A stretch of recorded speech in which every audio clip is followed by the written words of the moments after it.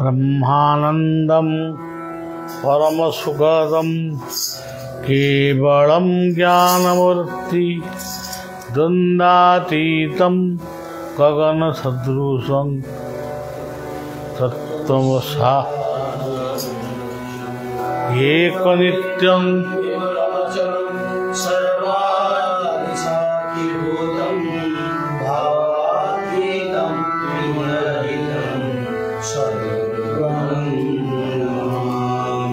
मन्नाथ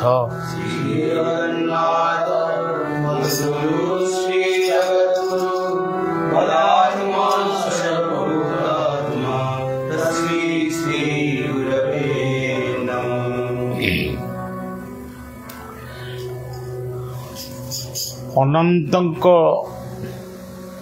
पीठरे परिवार तीर्थरे 56तम चतुर्दशी वार्षिक मेला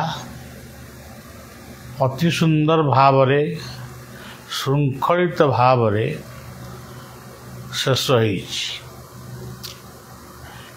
ये कार्य शेष हबार परोक्षरे बा पश्चातरे जे करिछन्ति से होउछन्ति से अनंत जहाँकर इच्छा बिना ये संसार रे किछि भी हुए नहीं। गोटे वृक्ष भी जन्म नहीं पारेला। तेणु जो माने भावती आमे करूछु आमे करिथिलु ये सब तांकर गोटे गोटे अज्ञता है पारे। कि प्रकृत रे सी ही जहा कहती ताहा ही हुए। सी जोटा को न चाहती जेते चेष्टा कले भी से हबनी।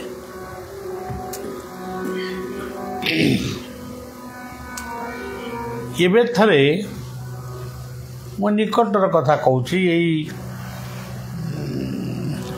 मेलार अक्षय तृतीया पूर्व दिनर कथा कहूँ माने ये मासे 15 दिनर कथा। हठात दिने मोर बसी समय रे 3टी अक्षर से भासी आसिला। एबे मोर टिके स्वभाव परिवर्तन होइछि। मुझे बेसी जंजाल बेसी गपसप गुड़ा को भल पाऊनी। मत केमती लगुच जीवन रे आमे जहा कलु भूल करू बा ठीक करू तार भी गोटे समीक्षा दरकार। जदि भूल करिचु आमे तो दंड को ग्रहण करि परिबोनी। भूलटा करिचु आमे कहबो दंड रियो पूरा मिछरे से मिछ कथा कहि लाभ कौन अछि। आमे तो दंड को सही परिबोनी। तेणु क्षमा दियो बोली ये कथाटा कहबो। आमे भी आम प्रार्थना रे बोलुछु ये जीवन भूल पाई क्षमा दियो हे गोसाई। तेणु ये जो निरोला निर्जन रे बसी समय 3टी अक्षर भासी आसिला। गोटे अक्षर होउची अंग, द्वितीयटी होउची बंग, तृतीयटी होउची जंग।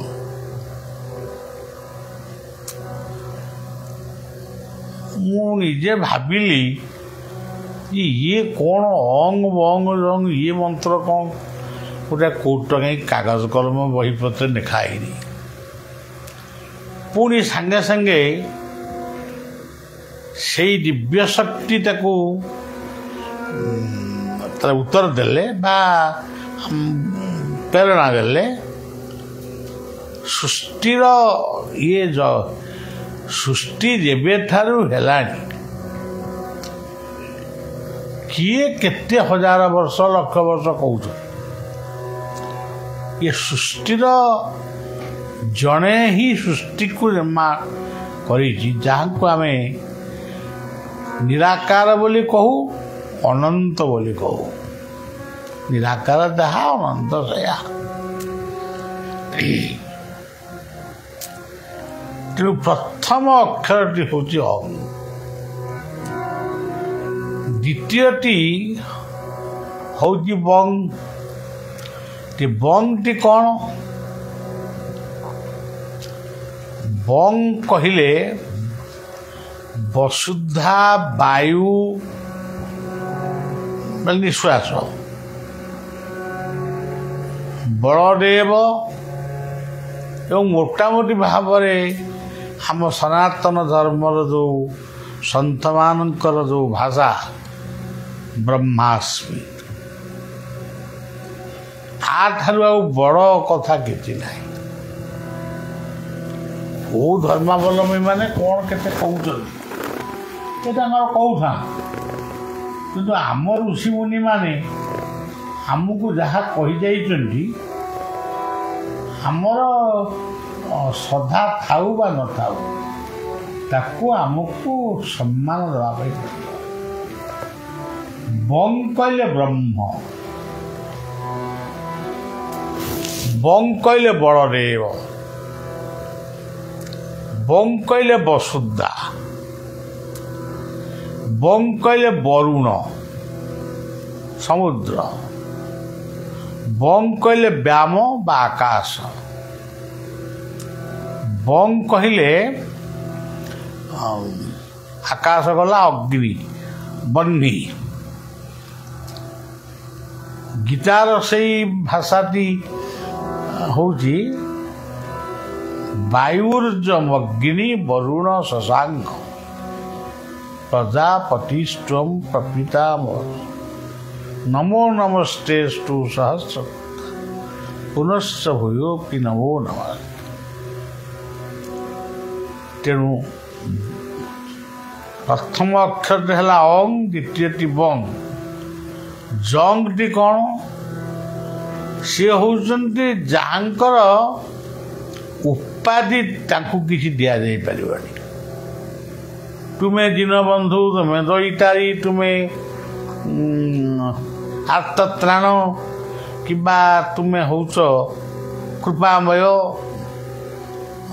ଏମିତି କେତେ ଗୁଡ଼ାକ ନାଁରେ ସବୁ ଆମେ ଭଜନ ଗାଉଛୁ, କେତେ କେତେ ନାଁ।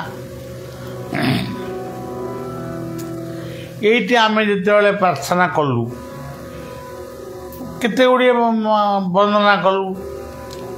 ଶାନ୍ତାକାରಂ ଭୁଜଙ୍ଗ ଶୟନମ୍ ପଦ୍ମନାଭଂ ସୁରେଶମ୍।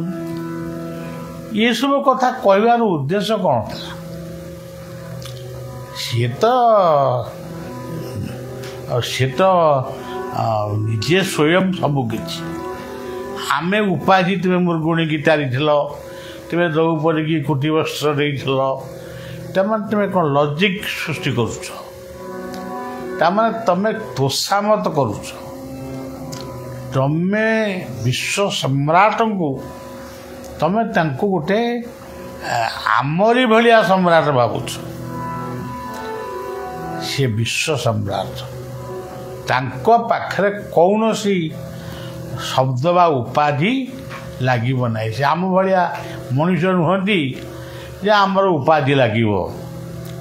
ଆମେ ଜଣେ ଭଲ ବକ୍ତା, ଭଲ ଜ୍ଞାନୀ, ଭଲ ପଣ୍ଡିତ, ଏସବୁ ଉପାଧି ତାଙ୍କ ପାଖରେ ନାହିଁ। ତାଙ୍କ ଶବ୍ଦ ଭିତରେ ହିଁ ସମସ୍ତ ଉପାଧି ରହିଛି। ସେ ଶବ୍ଦଟି ହେଉଛି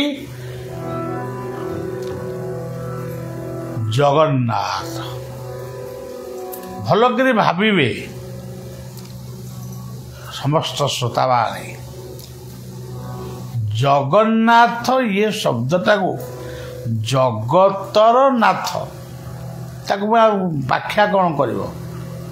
କେଉଁ ଉପାଧିଟା ଆଉ ଇଏ ଶବ୍ଦ ପରେ ଆଉ କେଉଁ ଉପାଧିଟା ଏତେ ବଡ଼ ହେଲା ଯେ ପ୍ରଭୁ ଆପଣ ଦୀନବନ୍ଧୁ, ଆପଣ କୃପାମୟ, ଆପଣ ଦ୍ରୌପଦୀକି ରଖିଥିଲେ, ଆପଣ ଗଜକୁ ରଖିଥିଲେ, କ'ଣ ଫଟୋ ଉଠେଇକି ରଖିଛ?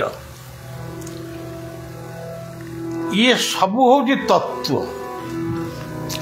ତେବେ ଯାହା ହଉ, ଜଗତର ନାଥ ସୌର ଜଗତ, ଉଦ୍ଭିଦ ଜଗତ, ପ୍ରାଣୀ ଜଗତ, ଜୀବ ଜଗତ, ସବୁ ଜଗତର ଯିଏ ସ୍ରଷ୍ଟା ସିଏ ହେଉଛନ୍ତି ଜଗନ୍ନାଥ।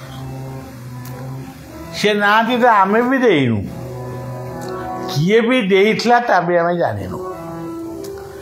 ଆମେ ଖାଲି ଗପ ଶୁଣିଲା ଭଳିଆ ଶୁଣୁଛୁ, ସେ ଅମୁକ ଥିଲେ ଧମୁକ ଥିଲେ, କିନ୍ତୁ ନାଁଟି କିଏ ଦେଇଥିଲା, ତାଙ୍କର କେଉଁ 21 ହେଇଥିଲା ଯେ ବ୍ରାହ୍ମଣ ଆଜି ତାଙ୍କ ନାଁ ଦେଇଥିଲା।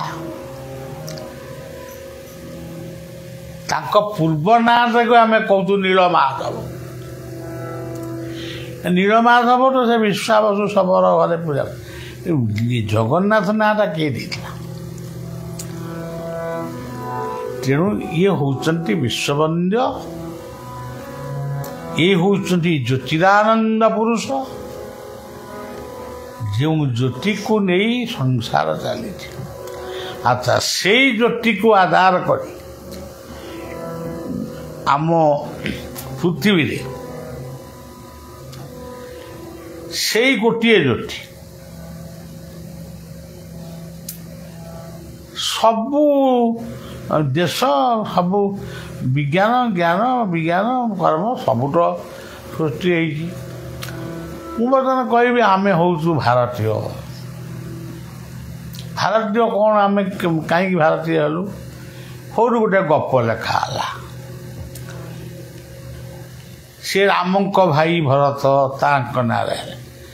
ଆଉ କିଛି ଲୋକ କହିଲେ ନାଇଁ ସେ ଶକୁନ୍ତଳାଙ୍କ ପୁଅ ଭରତ। ଆଉ କିଏ କହିଲେ ଚଡ଼ ଭରତ। ବା ସେ ଗପଟି ଗପୁ ଗପୁ 2 ଘଣ୍ଟା ଚାଲିଗଲା, ପ୍ରବଚନ ସରିଗଲା। ଆଉ ଭଲ ପ୍ରବଚକ ଏତେ କଥା କହିଲେ ଆଉ। କିନ୍ତୁ ଆମେ ହିଁ ଜଡ଼, ଆମେ ହିଁ ଭାତୃଭକ୍ତି ଭରତ, ତ୍ୟାଗୀ ଭରତ, ଆମେ ହିଁ ଦୁଷ୍ମନ୍ତ ଶକୁନ୍ତଳାଙ୍କ ପୁତ୍ର ଭରତ। ଇଏ ସିଂହ ଛୁଆ ସାଙ୍ଗରେ ଖେଳୁଥିଲେ। ଏମାନଙ୍କ ନାଁ ନେଇକି, ନାଁକୁ ନେଇ ଆକୁ ଭାରତବର୍ଷ କରାଗଲା, ତା ମଧ୍ୟ ନୁହେଁ। ଭା କହିଲେ ଜ୍ଞାନ, ଭା କହିଲେ ମହିମା, ଭ କହିଲେ ଭକ୍ତି, ଭା କହିଲେ ଭାବ। ଏତିକିରେ ଆମର ଭାରତବର୍ଷ ଅଛି। ବହୁ ପୂର୍ବରୁ ଥିଲା, ତାକୁ କିଏ ଗୋଟେ ଇଣ୍ଡିଆ ବୋଲି କହିଲା, ତାକୁ ପୁଣି ଆଉ କିଏ ହିନ୍ଦୁସ୍ତାନ ବୋଲି କହିଲେ, ଆଉ ଗୋଟେ ନାଁ କ'ଣ ପୂର୍ବରୁ ଅଜନା କ'ଣ ଥିଲା। ତେବେ ଏସବୁ କଥା ନୁହେଁ। ଭାରତ ବନ୍ଦେ ଭାରତ। ଆମ ଗୋପବନ୍ଧୁ ଲେଖିଥିଲେ, ଜହିଁ ମୁହିଁ ଥାଇ ଭାରତ ଶୟଳେ, ମଣି ବିମୁ ଅଛି ପୂର୍ଣ୍ଣ ନୀଳାଞ୍ଚଳେ। ଭାରତ ହେଉଛି ଏମିତି କଥା। ତେବେ ଆପଣମାନେ ଖାଲି ଲକ୍ଷ୍ୟ କରିବେ, ଆମେ ଗୋଟେ ହିନ୍ଦୁ ସନାତନୀ ଧର୍ମରେ ଅଛୁ ବୋଲି ଆମେ ଏ ଧର୍ମକୁ ଖୁବ୍ ଟେକି ଟାକିକିରି କହୁଛୁ। ଟେକି ଟାକି କଥା କହିବା ଉଚିତ ନୁହଁ। ଯିଏ ସବୁଠାରୁ ଉଚ୍ଚରେ ଅଛି ତାକୁ କେତେ ଟେକିବ? ତମେ ଯେଉଁ ଯାକେ ଟେକିବ ତା ଉପରେ ସେ ଅଛନ୍ତି। ସେ ସ୍ଥିର, ସେ ଧୀର, ସିଏ ସବୁ। ଆମେ ବେଳେବେଳେ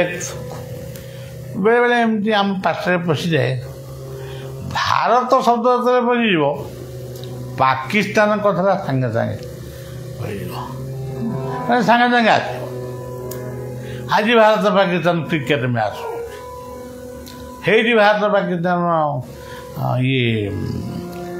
ଯୁଦ୍ଧ ହେଲା। ତେ ପାକିସ୍ତାନ କହିଲେ କ'ଣ, ସେ ଶବ୍ଦଟି କ'ଣ? ମୁଁ ସେଇ ଇସଲାମ ଭାଇମାନଙ୍କୁ କହୁଛି, ତାଙ୍କ ମୌଲବୀମାନଙ୍କୁ କହୁଛି, ତାଙ୍କର ଯେ ମୁଖ୍ୟ, ତାଙ୍କୁ ମଧ୍ୟ ମୁଁ ନିବେଦନାତ୍ମକ ଭାବରେ କହୁଛି। ମୁଁ କିଛି କହୁନି ଜ୍ଞାନୀ ବୋଲି। ପାକ କହିଲେ ପବିତ୍ର। ତେଣୁ ଯେତେବେଳେ ଭାରତ ଦ୍ୱିଖଣ୍ଡିତ ହେଲା, ସେମାନେ ଯେଉଁମାନେ ନେତୃବୃନ୍ଦ ଥିଲେ ସିଏ ଗୋଟେ ଭଲ କଥା ଚିନ୍ତା କଲେ, ଆମ ମୁସଲମାନ ମାନଙ୍କ ପାଇଁ ଆମେ ଗୋଟେ ସ୍ୱତନ୍ତ୍ର ଦେଶ କରିବା, ଯାହାର ନାମ ଦେବା ପାକିସ୍ତାନ ବା ପାକିସ୍ତାନ। ପାକ କହିଲେ ପବିତ୍ର। ଆଚ୍ଛା, ଆପଣମାନେ ନିଜେ ହିନ୍ଦୁ, ମୁସଲମାନ, ଖ୍ରୀଷ୍ଟିଆନ, ବୌଦ୍ଧ, ଜୈନ ସମସ୍ତେ ଆଜି ଚିନ୍ତା କରି ଉତ୍ତର ଦିଅନ୍ତୁ ବା ନିଜକୁ ନିଜେ ଭାବନ୍ତୁ, ପବିତ୍ରଟା କ'ଣ? ବନ୍ଦେ ପବିତ୍ରମ୍ ବସୁଦେବ ପୁତ୍ରମ୍। ତେବେ ପବିତ୍ର କ'ଣ? ମୁଁ ମାଛ ଖାଇବି ନା, ଆଜି ମାଛ ଖାଇବିନି କାଲି ମାଂସ ଖାଇବି, ମାଂସ ଖାଇବିନି ଅଣ୍ଡା ଖାଇବି, ଆଜି କ'ଣ ସବୁ ପବିତ୍ରତା ଆସେ? ସେଇଟା ଗୋଟେ ଖାଦ୍ୟରେ ରୁଚି ହେଇବା। ମୁଁ ଆଜି ମଦ ପିଇବି, ସେଥିରେ କ'ଣ ପବିତ୍ରତା ଆସେ? ମୁଁ ତାକୁ ହାଣିବି, ମୁଁ ତାକୁ କାଟିବି, ଇଏ ଶବ୍ଦ ଭିତରେ ପବିତ୍ରତା ଅଛି କି? ହାଣିବି, କାଟିବି, ମାରିବି, ଇଏ କଥାରେ କ'ଣ ପବିତ୍ରତା ଥାଏ? ନାଇଁ, ଆମର ସମସ୍ତେ ଛେଳି କୁକୁଡ଼ା ଏସବୁ ଖାଉଛନ୍ତି, ଆମେ ଆମର ଗାଈ ମଇଁଷି ଖାଇବୁ। ସେଟା କ'ଣ ପବିତ୍ରତା ଛେଳି କୁକୁଡ଼ା ଖାଇଲା ବାଲାଙ୍କ ପାଖରେ ଅଛି ନା? ଛେଳି କୁକୁଡ଼ା କପଡ଼ା ଭିତରେ ଅଛି ନା ଗାଈ ମଇଁଷି ଭିତରେ ଅଛି? ପବିତ୍ରତା କେଉଁଠି ଅଛି? ପବିତ୍ର ହିଁ ଭଲ ପାଇବାରେ ଅଛି। ଏମିତି ଆମେ ଶୁଣିଛୁ ଗୋପୀମାନେ କୃଷ୍ଣଙ୍କୁ ଭାରି ଭଲ ପାଉଥିଲେ। କ'ଣଟା ଭଲ ପାଉଥିଲେ? ସେ କୃଷ୍ଣଙ୍କର ରୂପକୁ ଭଲ ପାଉଥିଲେ କି? କୃଷ୍ଣ ତାଙ୍କୁ କିଛି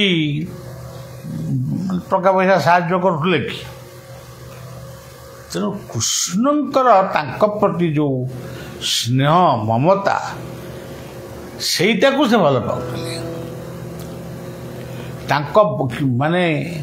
ତାଙ୍କ ବଂଶୀର ସ୍ୱନଟାକୁ ଗୋପୀମାନେ କାଳେ ଭଲ ପାଉଥିଲେ।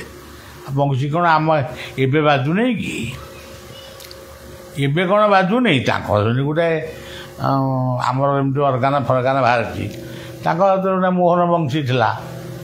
ବଂଶୀ ତାଙ୍କୁ ବସେଇ ମାନେ କାବୁ କରିଦେଲା? ଏସବୁ କଥା ନୁହେଁ। କେବଳ ପ୍ରେମ ହିଁ ପବିତ୍ରତାର ଏକମାତ୍ର ପନ୍ଥା। ଥରେ ଭଲ ପାଇ ଶିଖନ୍ତୁ ତ। ଯାହାଙ୍କୁ ଆପଣ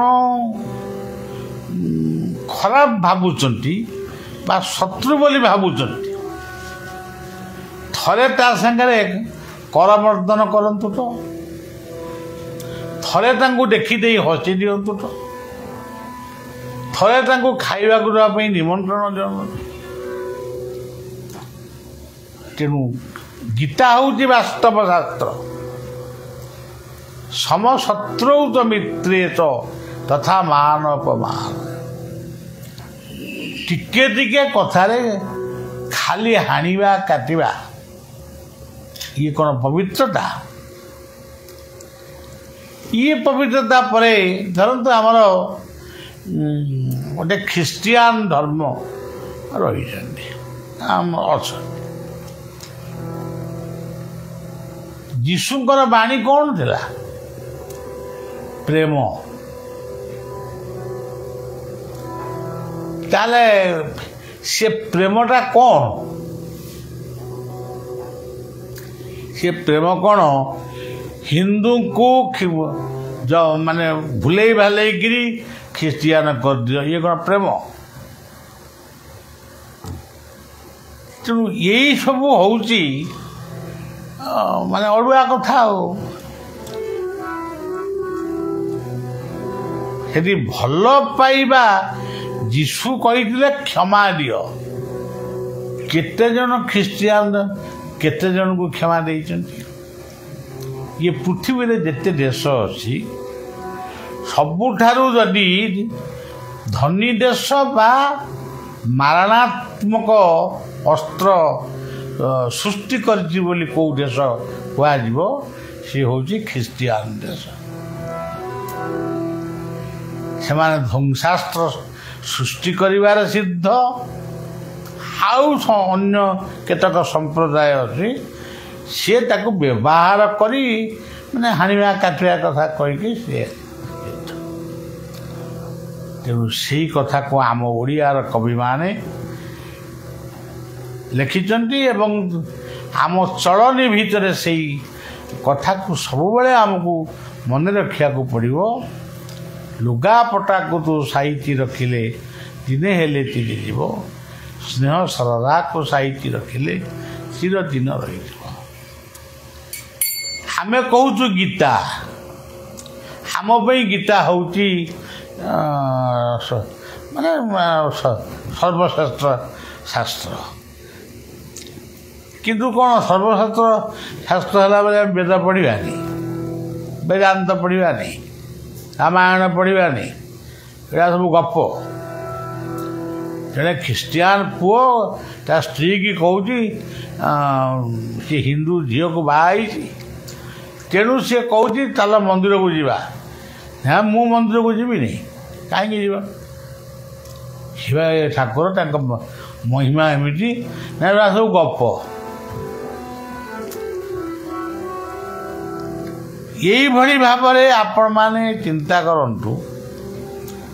ଏମିତି ସବୁ କୁହାକୁହି ହେଇ ଗୁଡ଼ାଏ ଖାଲି ଅଯଥାରେ ସମୟ ନଷ୍ଟ କରୁଛୁ।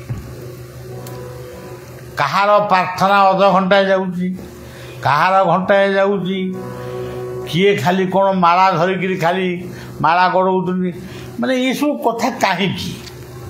କିନ୍ତୁ ଭଗବାନଙ୍କର ଉଦ୍ଦେଶ୍ୟ ଥିଲା ଜୀବକୁ ଜ୍ଞାନ ଦେବି, ସେ ଜ୍ଞାନକୁ ନେଇ ସେ କର୍ମ କରିବ, ଆଉ ଅନେକ ଜୀବକୁ ବଞ୍ଚେଇବ। ଜୀବକୁ ଜ୍ଞାନ ଦେବି, ସିଏ ଜ୍ଞାନକୁ ନେଇ ସେ କର୍ମ କରିବ, ଅନେକ କର୍ମୀ ସୃଷ୍ଟି କରିବ। କର୍ମର ପ୍ରତିଷ୍ଠା କରିବା ପାଇଁ ଯେତେ ମହାପୁରୁଷ ମାନେ ଆସିଛନ୍ତି, ଆମେ କହୁଛୁ ସିଏ ନାମ ପ୍ରଚାର କରିବାକୁ ଆଇଥିଲେ। କ'ଣ ଏଡ଼େ ବଡ଼ ଲୋକଟେ ଆଇଛି ନାମ ପ୍ରଚାର କରିବା ପାଇଁ? ସେ ମହାଶୂନ୍ୟରୁ ଯେଉଁ ପ୍ରଭୁ ଆସିଲେ, ସେ କ'ଣ ଖାଲି କାମ ତାଙ୍କର କିଛି ନା, ଏଇ ନାମ କର, ସେ ନାମ କର, ସେ ନାମ। ସେ ଅମୁକ ଅବତାର ଆଇଲେ ଖାଲି ଯୋଗ ଶିଖେଇବା ପାଇଁ, କିଏ କହୁଛି ଧ୍ୟାନ ଶିଖେଇବା ପାଇଁ, କିଏ କହୁଛି ଆସନ ଶିଖିବା ପାଇଁ। କିନ୍ତୁ ବଳିଆ କହି ରହୁଛି, ମୋ କଥାକୁ ଆପଣମାନେ ଖଣ୍ଡନ କରନ୍ତୁ କି ମଣ୍ଡନ କରନ୍ତୁ, କର୍ମ ହିଁ ଜୀବନର ଶ୍ରେଷ୍ଠ ଲକ୍ଷ୍ୟ। ମାନବ ଜୀବନ ନୁହଁ କେବଳ ବର୍ଷ ମାସ ଦିନ ଦଣ୍ଡ, କର୍ମେ ଯିଏ ନର କର୍ମ ଏକା ତାର ଜୀବନର ମାନଦଣ୍ଡ। ଆପଣ ଦେଖିବେ ବୁଦ୍ଧଙ୍କ ମାନେ ତାଙ୍କ ଅଞ୍ଚଳରେ ଆମେ ବହୁତ ବୁଲାବୁଲି କରିଛୁ। ଦେଖିଲା ବେଳକୁ ଗୋଟେ ବିରାଟ ବିରାଟ ସବୁ ଶୁଖୁଆ ସବୁ ଇଏ କ'ଣ ଗନ୍ଧ, ଇଏ ହୋଟେଲରେ ରହିବା କେମିତି? ନା, ସେ ତାଙ୍କର ଗୋଟେ ହିସାବ କରିଦେଇଛନ୍ତି। ଦେଖନ୍ତୁ କିଭଳି ଭାବରେ ଚାଲିଛି। ତାଙ୍କର ଗୋଟେ ହିସାବ କରିଦେଇଛନ୍ତି, ସେ ଜୀବକୁ ମାର ବୋଲି କହିବେନି, ଜୀବକୁ ଜଣେ ମାରିଦେବା ପରେ ତାପରେ ସେ ତାକୁ ଖାଇବେ। ତେଣୁ ଇଏ କେଉଁ କଥା? ଇଏ କଥାକୁ କିଏ ସୃଷ୍ଟି କରିଛି? କେବଳ ମଣିଷ ସୃଷ୍ଟି କରିଛି। ଆଜି ବି ଯଦି ମହାପୁରୁଷ ମହମ୍ମଦ ଗୋଟେ ସ୍ୱପ୍ନରେ ବି ଦେଖାଦେବେ, ମହାପୁରୁଷ ଯୀଶୁଖ୍ରୀଷ୍ଟ ଯଦି ଜନ୍ମ ଦେବେ ଏ ସ୍ୱପ୍ନରେ ଦେଖାଦେବେ ମାନେ ବାସ୍ତବରେ ଦେଖାଦେବେ କି ସ୍ୱପ୍ନରେ ଯେମିତି ଦିଅନ୍ତୁ। ଆଉ ସନାତନ ଧର୍ମର ସମସ୍ତ ସଦ୍ଗୁରୁମାନଙ୍କ ଯଦି ମୋତେ ଦେଖାଦେବେ, ଦେଖା ବି ଦେଉଛନ୍ତି, ଯଦି ଦେଖାଦେବେ ଗୋଟିଏ କଥା ପଚାରିବି, ତମ ହାତ ତିଆରି ମଣିଷମାନେ ଆଜି ବାଚାଳ ହେଇଯାଇଛି, ପାଗଳ ହେଇଯାଇଛି, ସାଧକ ହଉନାହାନ୍ତି, ଖାଲି ପାଗଳ। ଏ ପାଗଳାମୀ ବିରୁଦ୍ଧରେ ସଂଗ୍ରାମ କରିବା ପାଇଁ ଆପଣମାନେ ପୁଣି ଥରେ ଭାରତବର୍ଷରେ, ଏସିଆ ମହାଦେଶରେ ଭାରତବର୍ଷରେ ଜନ୍ମ ହୁଅନ୍ତୁ। ବଳିଆ ସମସ୍ତଙ୍କୁ ପ୍ରଣାମ କରେ, ମହମ୍ମଦଙ୍କୁ ଆଉ ଯୀଶୁଙ୍କୁ ଆଉ ମୋ ଧର୍ମର ଲୋକ ଯିଏ ସମସ୍ତେ ତ ମୋ ଗୁରୁ। ଆଉ ଏଇ ହେଉଛି କଥା। ତେଣୁ ଆଜିର ଏଇ ପବିତ୍ର ଦିନ ଯଜ୍ଞୋତ୍ସବ ସରିଯାଇଛି, ମେଳାଟି ସୁନ୍ଦର ଭାବରେ ହେଇଛି। ତେଣୁ ଗୋଟେ ସନ୍ଧ୍ୟା ତ ପ୍ରତ୍ୟେକ ଦିନ ଟିକେ ଦୀପ ପଦେ କଥା କହୁ। ଗୋଟେ ଆଜି ଯାହା ମୁଣ୍ଡରେ ପଶିଲା କହିଲି, ଭୁଲ ହେଇଥିବ ଠିକ୍ ହେଇଥିବ କ୍ଷମା ଦେବି। ଶେଷରେ ନାମ କର ଜୟ ଜୟ ରାଧା।